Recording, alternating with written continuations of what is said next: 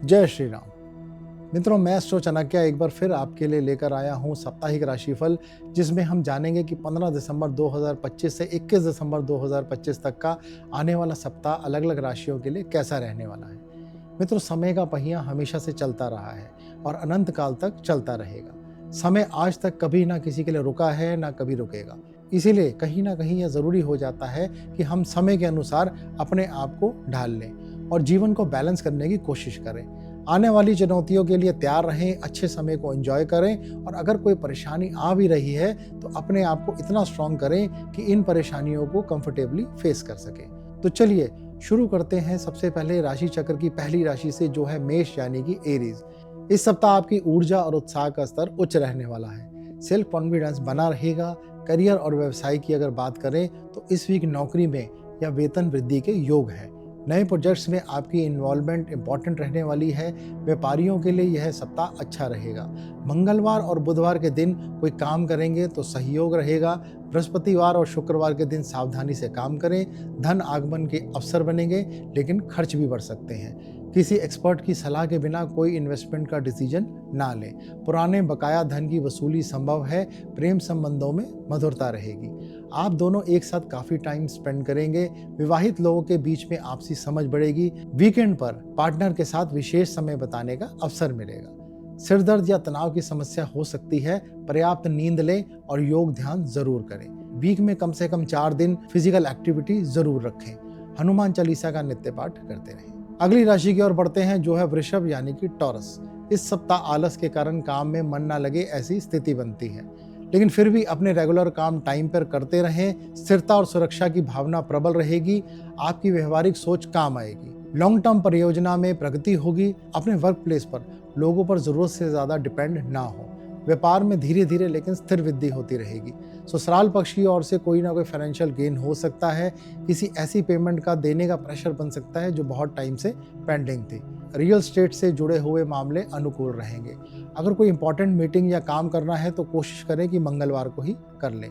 Weekend के दिनों में मन कुछ परेशान रहेगा, ध्यान रखें। संपत्ति या जमीन से जुड़े हुए डिसीजन ले सकते हैं। शुक्रवार के दिन को बड़े खर्चों से बचे। प्रेम जीवन में रोमांस और आकर्षण बढ़ेगा। पारिवारिक संबंध मधुर रहेंगे। परिवार के बुजुर्गों का आशीर्वाद मिलेगा। ज्यादा ठंडी चीजें लेने से बचें। गले या श्वास संबंधी समस्या परेशान कर सकती है। संतुलित आहार लें। नेक्स्ट राशि है मिथुन यानी कि जेमिनी। सप्ताह के शुरू के 2 दिन काम की परेशानी के कारण और पेंडिंग कामों की वजह से मेंटल स्ट्रेस आएगा। जितनी जल्दी हो सके इन कामों को पूरा करें, नहीं तो वीकेंड आते आते यह प्रॉब्लम बढ़ जाएगी। अगर कोई इंपॉर्टेंट मीटिंग करनी है तो मंगलवार के दिन ही कर ले, भाग्य साथ देगा। कोई ऐसी पेमेंट जिसे आप देना भूल गए थे उसका रिमाइंडर आएगा। प्रॉपर्टी से रिलेटेड अगर कोई बात चल रही है तो उसको थोड़ा सावधानी से करें। जल्दबाजी में डिसीजन बिल्कुल ना लें। वीक के मिड में किसी काम की वजह से जीवन साथी के साथ शहर से बाहर जाना हो सकता है। अगर पार्टनरशिप में काम करते हैं तो पार्टनर के साथ व्यवहार ठीक रखें। किसी बात को लेकर विवाद हो सकता है। जीवन साथी के साथ भी किसी इशू को लेकर डिफरेंसेस हो सकते हैं। समझदारी से काम लें। शनिवार और रविवार के दिन अपनी हेल्थ का ध्यान रखें। भगवान गणेश की नित्य स्तुति करते रहें। अगली राशि है कर्क यानी कि कैंसर। भावनात्मक सुरक्षा और पारिवारिक खुशी पर इस सप्ताह आपका फोकस रहने वाला है। कार्यस्थल पर सहकर्मियों के साथ सहयोग बढ़ेगा। रचनात्मक परियोजनाओं में सफलता मिलेगी। होटल फूड इंडस्ट्री से जुड़े लोगों के लिए विशेष लाभ का समय है। अगर बहुत समय से वीजा या अब्रॉड में जॉब के लिए अप्लाई किया हुआ था तो इस वीक वहां से रिस्पांस आ सकता है। कोई बहुत इंपॉर्टेंट काम करना है तो मंडे के दिन कर लें, भाग्य साथ देगा। घर या संपत्ति से संबंधित खर्च हो सकते हैं, लेकिन ये लॉन्ग टर्म इन्वेस्टमेंट के रूप में होंगे। पारिवारिक व्यवसाय में वृद्धि के योग हैं। रिश्तेदारों से अगर कोई विवाद चल रहा है तो उसके बढ़ने के भी योग हैं। माता से विशेष सहयोग मिलेगा। प्रेम संबंधों में गहराई आएगी। वीकेंड पर कोई फैमिली के साथ गेट टुगेदर हो सकती है। रिलैक्स रहने की कोशिश करें। भावनात्मक तनाव से बचें। डाइजेशन का ध्यान रखें। पर्याप्त पानी पिएं और हल्का भोजन करें। भगवान शिव के किसी मंत्र का जाप करते रहें। नेक्स्ट राशि है सिंह यानी कि लियो। लीडरशिप के अवसर मिलेंगे। प्रमोशन या महत्वपूर्ण जिम्मेदारी मिल सकती है। आप जिस ऑफिस स्पेस में काम करते हैं वहां आपकी डिमांड बढ़ने वाली है। इस वीक वर्कलोड कुछ ज्यादा रहेगा, लेकिन चिंता ना करें। सप्ताह के अंत तक कार्य पूरा हो जाएगा। सरकारी कार्यों में अनुकूलता रहेगी। अधिकारियों का सहयोग मिलेगा। अगर सोमवार, बृहस्पतिवार और शुक्रवार को कोई काम करते हैं तो भाग्य ज्यादा साथ देगा। वीकेंड पर संतान के साथ किसी बात को लेकर विवाद हो सकता है। समझदारी से काम ले, व्यर्थ के विवादों में ना पड़े।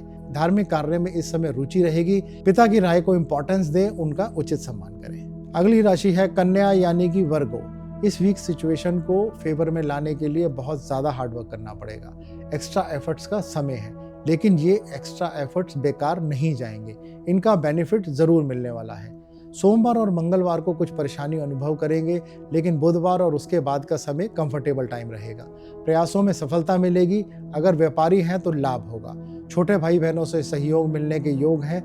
रविवार के दिन क्रोध पर काबू रखें। परिवार में कोई विवाद होने के योग बन रहे हैं। जीवन साथी की अगर कोई प्रमोशन ड्यू थी तो उसके ऑर्डर्स इस वीक आ सकते हैं।